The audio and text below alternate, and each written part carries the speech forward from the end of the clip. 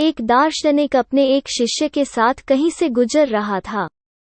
चलते चलते वे एक खेत के पास पहुंचे। खेत अच्छी जगह स्थित था, लेकिन उसकी हालत देखकर लगता था मानो उसका मालिक उस पर जरा भी ध्यान नहीं देता है। खैर, दोनों को प्यास लगी थी, सो वे खेत के बीचों बीच बने एक टूटे फूटे घर के सामने पहुंचे और दरवाजा खटखटाया। अंदर से एक आदमी निकला, उसके साथ उसकी पत्नी और 3 बच्चे भी थे। सभी फटे पुराने कपड़े पहने हुए थे। दार्शनिक बोला, श्रीमान, क्या हमें पानी मिल सकता है? बड़ी प्यास लगी है। जरूर। आदमी उन्हें पानी का जग थमाते हुए बोला, मैं देख रहा हूँ कि आपका खेत इतना बड़ा है, पर इसमें कोई फसल नहीं बोई गई है और न ही यहाँ फलों के वृक्ष दिखाई दे रहे हैं, तो आखिर आप लोगों का गुजारा कैसे चलता है? दार्शनिक ने प्रश्न किया। जी, हमारे पास एक भैंस है, वो काफी दूध देती है, उसे पास के गांव में बेचकर कुछ पैसे मिल जाते हैं और बचे हुए दूध का सेवन करके हमारा गुजारा चल जाता है, आदमी ने समझाया। दार्शनिक और शिष्य आगे बढ़ने को हुए, तभी आदमी बोला, शाम काफी हो गई है, आप लोग चाहें तो आज रात यहीं रुक जाएं। दोनों रुकने को तैयार हो गए। आधी रात के करीब जब सभी गहरी नींद में सो रहे थे, तभी दार्शनिक ने शिष्य को उठाया और बोला, चलो हमें अभी यहाँ से चलना है, और चलने से पहले हम उस आदमी की भैंस को चट्टान से गिराकर मार डालेंगे। शिष्य को अपने गुरु की बात पर यकीन नहीं हो रहा था, पर वो उनकी बात काट भी नहीं सकता था। दोनों भैंस को मारकर रातों रात गायब हो गए। यह घटना शिष्य के जहन में बैठ गई और करीब 10 साल बाद जब वो एक सफल उद्यमी बन गया, तो उसने सोचा क्यों न अपनी गलती का पश्चाताप करने के लिए एक बार फिर उसी आदमी से मिला जाए और उसकी आर्थिक मदद की जाए। अपनी चमचमाती कार से वो उस खेत के सामने पहुंचा। शिष्य को अपनी आंखों पर यकीन नहीं हो रहा था। वो उजाड़ खेत अब फलों के बागीचे में बदल चुका था।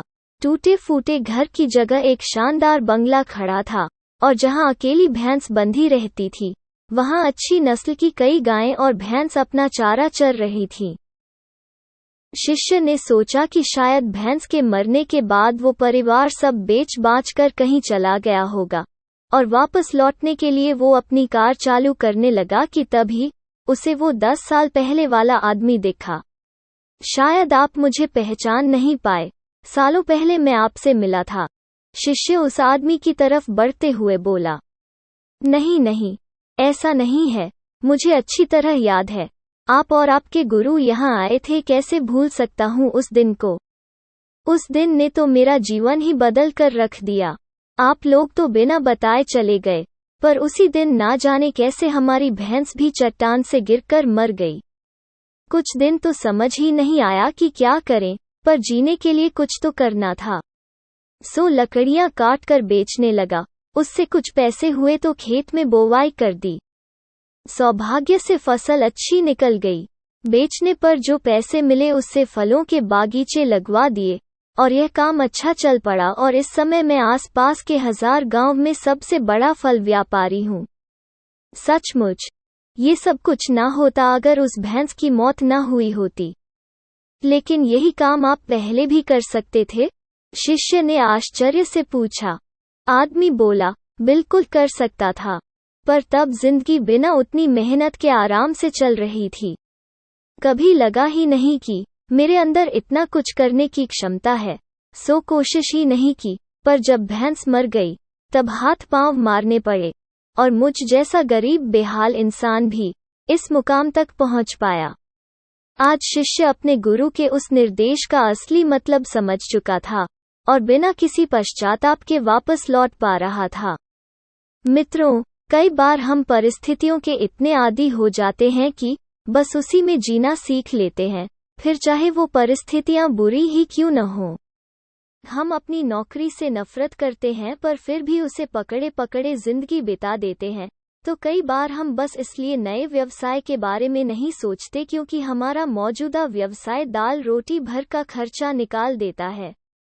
पर ऐसा करने में हम कभी भी अपने सामर्थ्य का पूरा उपयोग नहीं कर पाते हैं, और बहुत सी ऐसी चीजें करने से चूक जाते हैं जिन्हें करने की हमारे अंदर क्षमता है और जो हमारे जीवन को कहीं बेहतर बना सकती हैं।